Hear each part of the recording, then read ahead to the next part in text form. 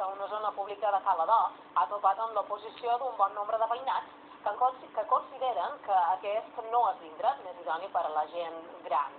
Ahir vespre el PSOE va convocar un acte informatiu proposant un pla alternatiu.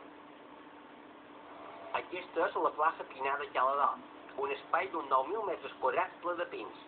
Actualment hi ha un petit local que és emprat per l'associació de la tercera edat. Amb l'ajuda del govern central, l'Ajuntament de Santanyí el vol ampliar perquè les persones majors hi puguin fer més activitats. Però, segons els socialistes, es tracta d'una zona verda on no es pot fer aquesta ampliació i, a més, s'haurien de llevar una quarantena de pins.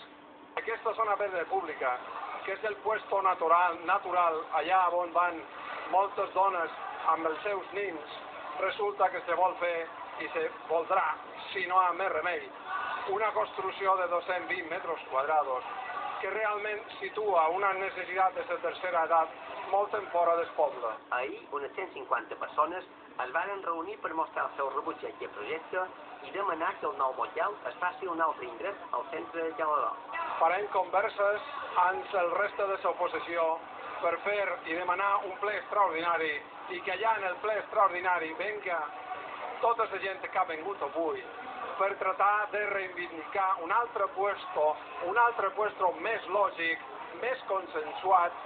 L'equip de govern municipal considera que es tracta d'una ampliació i no d'aixecar un nou edifici. A més, han assegurat que només es llevaran un parell de pins joves.